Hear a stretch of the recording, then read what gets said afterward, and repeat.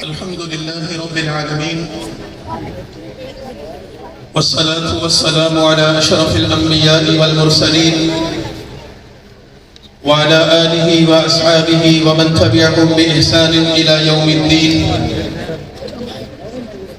أما بعد فأعوذ بالله من الشيطان الرجيم. بسم الله الرحمن الرحيم. ما كان محمد أبا أحد من رجالكم ولكن رسول الله وخاتم النبيين وكان الله بكل شيء عليما. وقال النبي صلى الله عليه وسلم: أنا خاتم النبيين لا نبي بعدي. صدق الله العظيم وصدق رسوله النبي الكريم. إن الله وملائكته يصلون على النبي يا أيها الذين آمنوا صلوا عليه وسلموا تسليما. اللهم صل على سيدنا ومولانا محمد عبدك ورسولك وصل على المؤمنين والمؤمنات. آپ حضرات بھی ایک مرتبہ درود پڑھ لیں.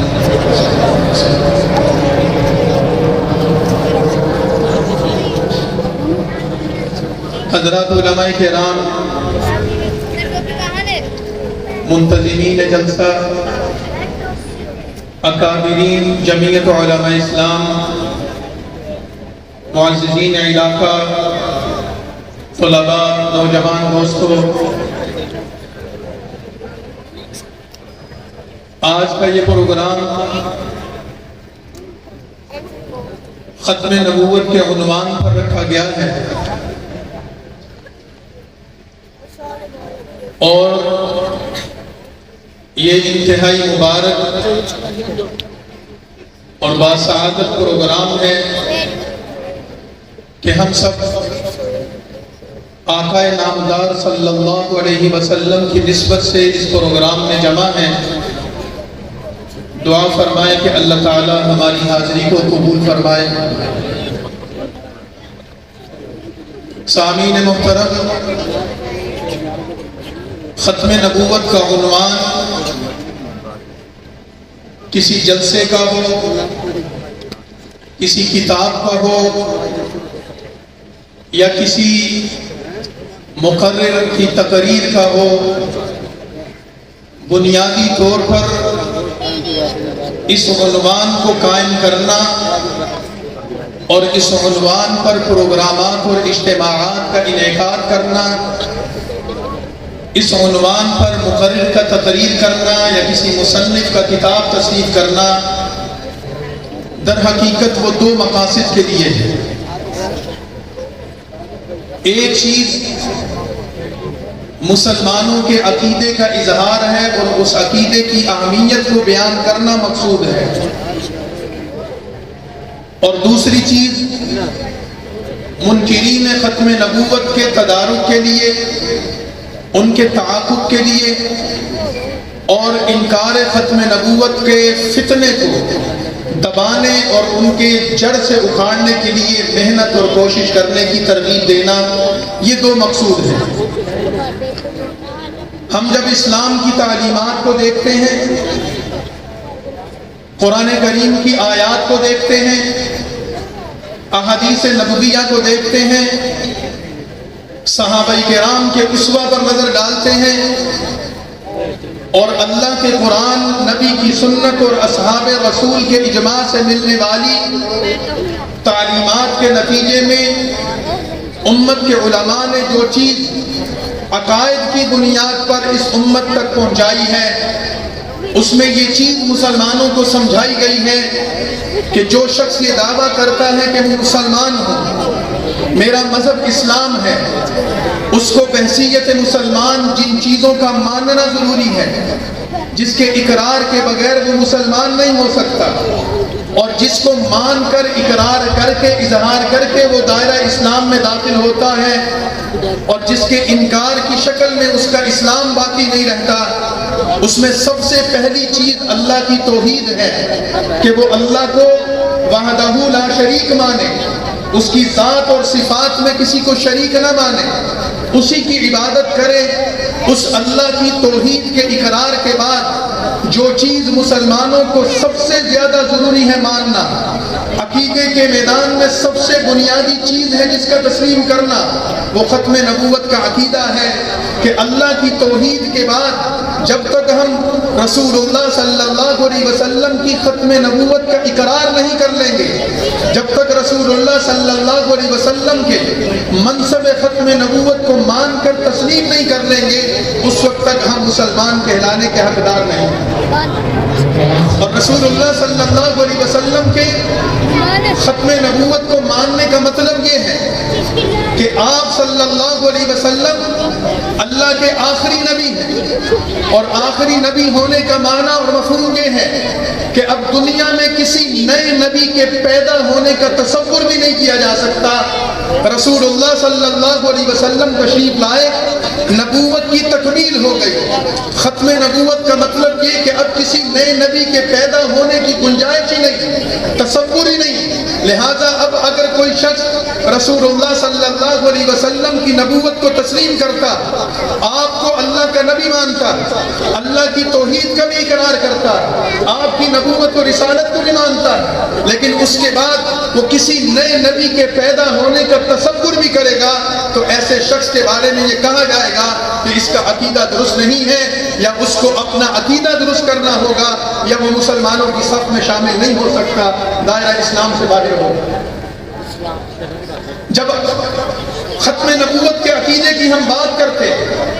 تو علماء امت نے ہم پر یہ احسان کیا کہ انہوں نے قرآن کریم کی 100 سے زائد آیات کو شمار کر کے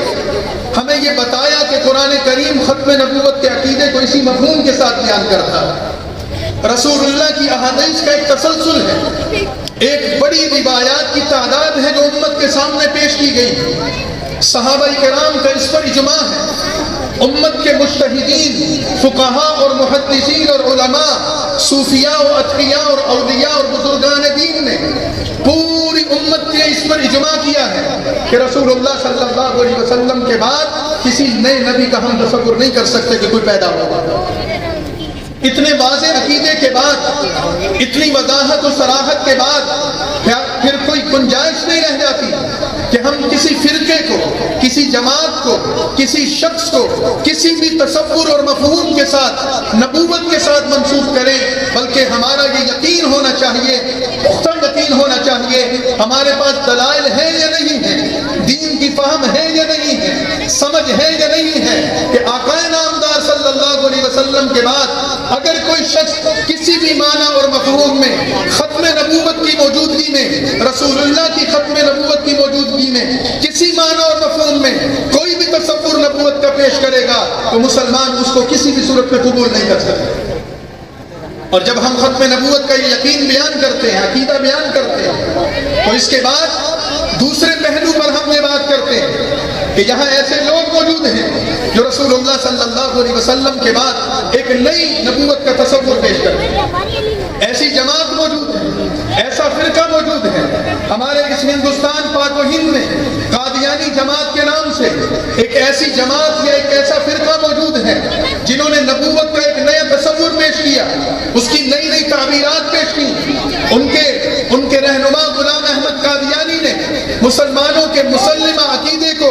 غلط تشریح پیش کر کے نقب لگانے کی کوشش کی اور امت مسلمہ میں تفرقہ پیدا کیا، جس کا نتیجہ یہ نکلا اس کی جھوٹی نبوت کو، اس کے اس جھوٹے دعوت کو امت نے متفقہ طور پر مسترد کیا، اور اس کے نتیجے میں امت اس نتیجے پر پہنچی کہ یہ گروہ، یہ جماعت اور یہ فرقہ دائرہ اسلام سے خارج ہے، اس کا مسلمانوں سے کوئی تعلق نہیں۔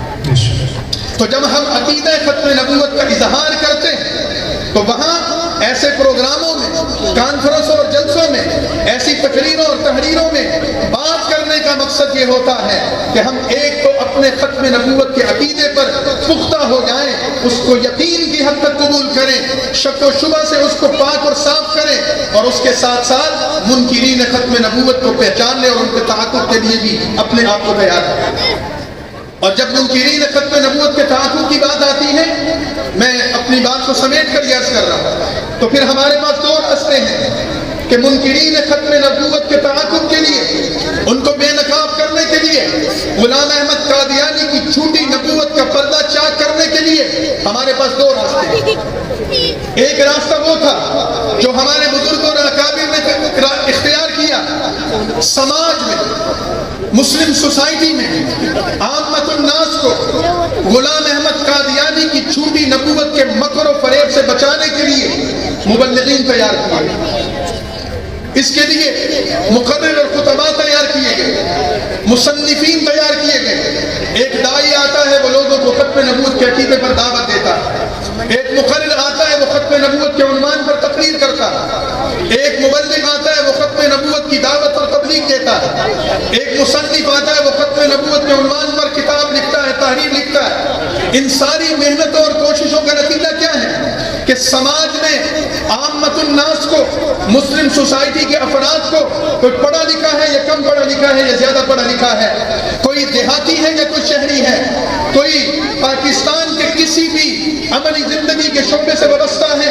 اس کا ذہن تیار کیا جائے اور اس کو آمادہ کیا جائے کہ غلام احمد قادیانی اور اس کی جماعت سے ہوشیار رہو، ان کا تعاقب کرنا ہے، عقیدہ ختم نبوت پر دلائل تیار کرنے ہیں، منکرین ختم نبوت کے تعاقب کے لیے محنت اور کوشش کرنی ہے۔ سماج کو اس برائی اور اس فتنے سے بچانے کے لیے ہماری یہ کوششیں ہیں۔ اس کے لیے مبلغین نکلتے ہیں، مقررین نکلتے ہیں، داعی نکلتے ہیں، مصنفین کوشش کرتے ہیں، جماعتیں کام کرتی ہیں، ادارے محنت کرتے ہیں، افراد پر محنت کی جاتی ہے، جس کے نتیجے میں الحمدللہ گھر گھر ختم نبوت کا پیغام پہنچا۔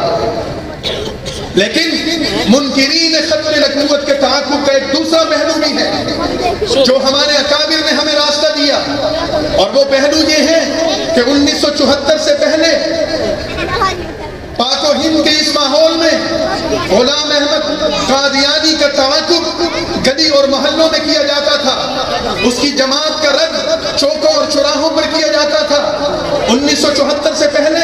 فتنہ قادیانیت کے رد کے لیے ہمارے بزرگ اور ہمارے اکابر وہ اس چوکوں چوراہوں میں، میدانوں میں، بستی اور شہروں میں سماج کو اس فتنے سے بچانے کے لیے کام کرتے تھے۔ لیکن 1974 کا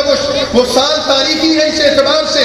کہ اس مسئلے کے اہمیت کے پیش نظر ہمارے بزرگوں کی محنت سے یہ مسئلہ پاکستان کی پارلیمنٹ میں زیر بحث آیا، پاکستان کے اراکین پارلیمنٹ نے اس پر بات چیت کی، ایک طویل بحث و مباحثہ ہوا، اور اس بحث و مباحثے کے نتیجے میں ریاست اس نتیجے پر پہنچی کہ غلام احمد قادیانی کے پیروکار مسلمانوں کے وجود کا حصہ نہیں ہے، وہ دائرہ اسلام سے خارج ہے، ان کا کلمہ مسلمانوں والا کلمہ پڑھیں، وہ مسجد مسلمانوں والی بنائیں، اپنے آپ کو مسلمان کہیں، اپنی کتاب کو قرآن کہیں، یہ ان کا حق نہیں ہے، اس وجہ سے کہ ان کا بنیادی عقیدہ مسلمانوں والا نہیں ہے۔ وہ اللہ کا نام بھی لیتے ہیں، رسول اللہ کا نام بھی لیتے ہیں، اصحاب رسول کا نام بھی لیتے ہیں، قرآن اور اسلام کا نام بھی لیتے ہیں، لیکن در حقیقت وہ ان تمام عنوانات کی آڑ میں غلام احمد قادیانی کی جھوٹی نبوت کا پرچار کرتے ہیں، یہ مسلمانوں کے وجود کا حصہ نہیں ہے، دائرہ اسلام سے خارج ہے۔ اب جب غلام احمد قادیانی اس کی جماعت اور اس کے ماننے والوں کو پارلیمنٹ نے دائرہ اسلام سے خارج کیا، اراکین پارلیمنٹ نے اس پر اتفاق کیا، اور وہ ساری رویداد ہمارے بزرگ حضرت مولانا اللہ وسائل صاحب کے قلم سے مرتب ہو کر کئی جلدوں میں شائع ہو چکی،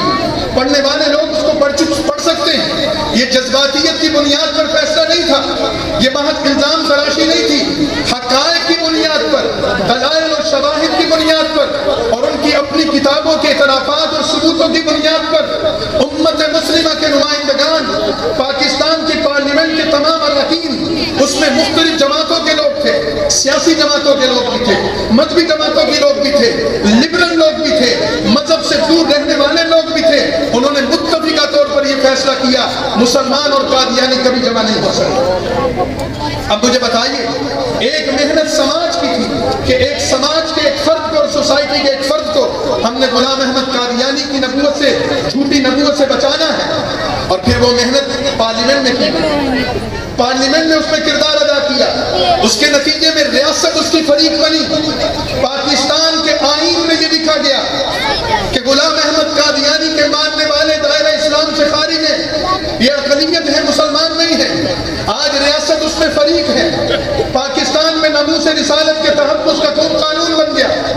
عقیدہ ختم نبوت کے تحفظ کا قانون بن گیا، عقیدہ ختم نبوت کی تشریح پاکستان کے قانون میں شامل کر دی گئی۔ تو کیا ریاست کو اس میں کردار ادا کرنا چاہیے کہ نہیں کرنا چاہیے؟ کیا اراکین پارلیمنٹ کو اس پر قائم رہنا چاہیے کہ نہیں رہنا چاہیے؟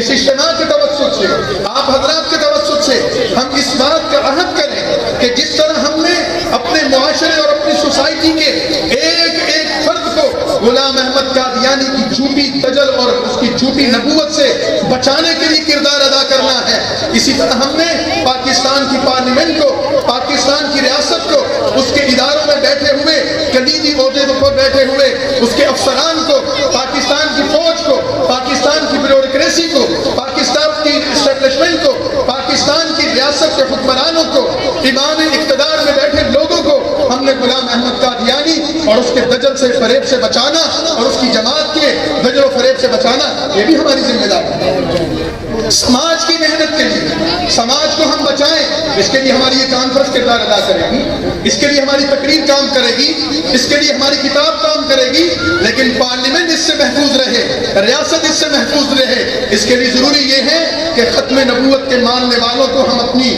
پارلیمنٹ میں اپنا نمائندہ بنا کر بھیجیں۔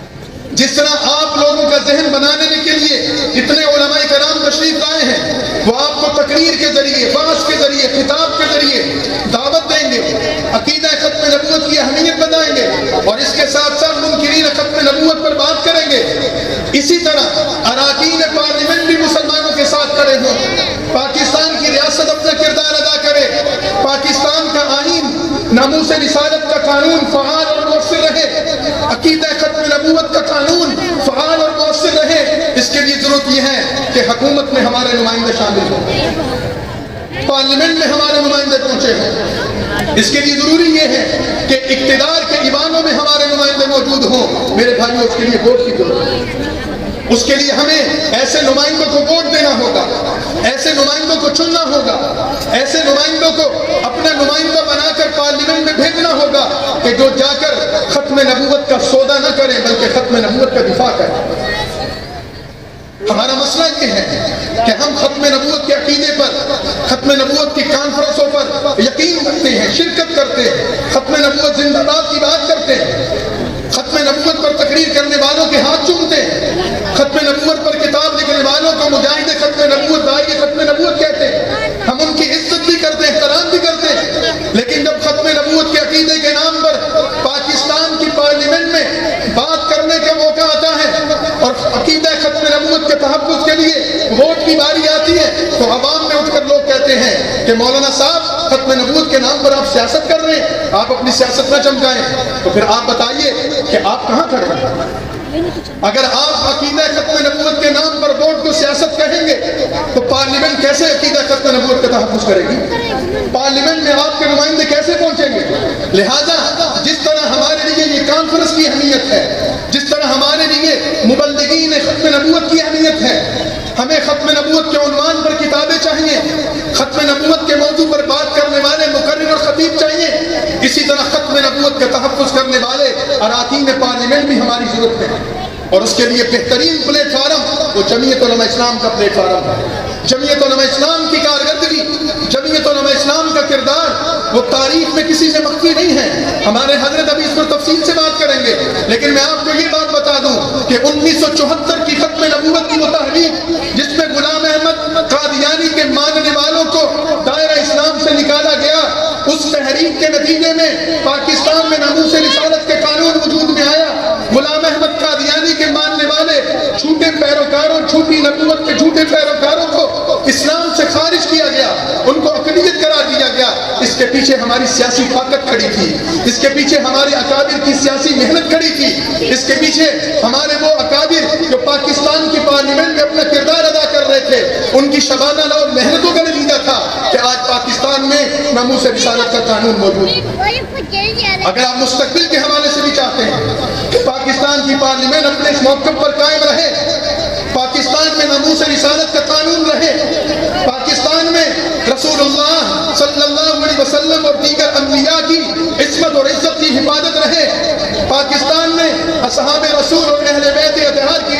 محفوظ رہے، اس کے لیے اس قانون کو مضبوط کرنا ہوگا، اس کے لیے اس ادارے کو مضبوط کرنا ہوگا، اور اس کے لیے ہمیں ووٹ ایسے لوگوں کو دینا ہوگا جو نبوی پرچم اٹھا کر آتے ہیں، ناموس رسالت کی بات کرتے ہیں، پاکستان کے اسلامی تشخص کی بات کرتے ہیں، پاکستان کی نظریاتی تشخص کی بات کرتے ہیں، رسول اللہ کی ختم نبوت کے عقیدے کی تحفظ کی بات کرتے ہیں۔ اب فیصلہ آپ نے کرنا ہے کہ آپ کا ووٹ عقیدہ ختم نبوت کا حفاظت کرنے والوں کے حق میں جائے گا یا ختم نبوت کی سودا بازی کرنے والوں کے حق میں جائے گا، اس کا فیصلہ آپ نے کرنا ہے۔ تو آج کے اس اجتماع کے توسط سے میں اپنی بات کو ختم کرتے ہوئے آپ سے گزارش کرنے جا رہا ہوں کہ الیکشن ہمارے سر پر کھڑا ہے، لوگ آ رہے ہیں ووٹ لینے کے لیے، آپ کی بستیوں میں، آپ کے شہروں میں، آپ کی گلی اور محلوں میں آپ کے دروازوں پر دستک دیں گے۔ آپ ان کو پہچانیں کہ تم ختم نبوت کا تحفظ کرنے والے ہو یا ختم نبوت کی سودے بازی کرنے والے ہو۔ تو اس بات کا عہد کریں ذرا کہ آج کے بعد ہمارا ووٹ کس کا ہوگا؟ ختم نبوت کی حفاظت کرنے والوں کے حق میں ہمارا ووٹ جائے گا۔ ذرا ہاتھ کھڑا کر کے وعدہ کریں نا، پکی بات کریں کہ ہمارا ووٹ ختم نبوت کی حفاظت کرنے والوں کے حق میں جائے گا، ہمارا ووٹ جمعیت علماء اسلام کے حق میں جائے گا، ان کے کینڈیڈیٹس کے حق میں جائے گا۔ ہم ہر اس جماعت کا، ہر اس شخصیت کا اور ہر اس شخص کا محاسبہ بھی کریں گے، تعاقب بھی کریں گے اور اس کا گھیراؤ اور بائیکاٹ بھی کریں گے، جس نے نام تو اسلام کا لیا، جس نے نام تو مدینے کی ریاست کا لیا، لیکن ختم نبوت کو بھی نقصان پہنچایا، ناموس رسالت کو بھی نقصان پہنچایا۔ انشاءاللہ اب ہم ان کو پارلیمنٹ میں نہیں پہنچنے دیں گے۔ تو اللہ تعالی ہمارا حامی و ناصر ہو۔ وآخر دعوانا الحمدللہ رب العالمین۔